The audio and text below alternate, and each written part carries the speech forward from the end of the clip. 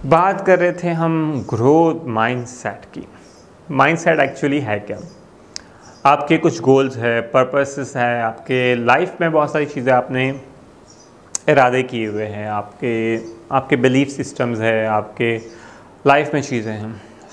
अगर आप समझते हैं कि पैसा कमाना बहुत मुश्किल है, आपका माइंडसेट अगर ये है तो आप रुक जाएं, इसको वापस से एक्सप्लोर करें। पैसा कमाना मुश्किल क्यों है? अगर आपके पास स्किल्स नहीं है, आपके पास वो नॉलेज नहीं है, आपके पास वो डिज़ायर नहीं है, आपके पास वो चैलेंजेस नहीं है, आपके पास रिसोर्सेस पैदा करने के लिए अपने दिमाग को इस्तेमाल करते हुए लोगों से कनेक्शन बिल्ड करना, बहुत सारी चीज़ें ना, इसके लिए एक मैं आपको किताब बताऊंगा जो है think grow and rich, Napoleon Hill की। Amazing book. मैंने बुक बहुत बार पढ़ी है और इसकी मुख्तलिफ समरीज वगैरह भी रेहान फाउंडेशन के चैनल में पढ़ी है। बहुत सारे एक्सपर्ट ने इसको डिस्कस भी किया है, आप वहाँ से भी देख सकते हैं। So this book is amazing.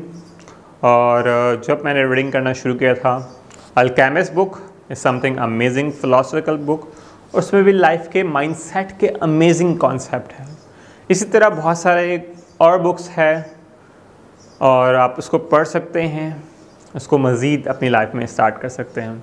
क्योंकि लाइफ में आप कहीं ना कहीं जहाँ अपने माइंडसेट को ओपन करोगे, माइंडसेट को ग्रो माइंडसेट बनाओगे, ग्रूम करोगे अपनी पर्सनालिटी को, अपने आप से अगर आप प्यार करते हो तो अपने आप का ख्याल तो रखोगे ना, तो आपने मेंटली, इमोशनली, फिज़िकली और स्पिरिचुअलिटी, आपकी हर एक्टिविटीज़ को आपको बैलेंस करते हुए उसको ग्रो करना है।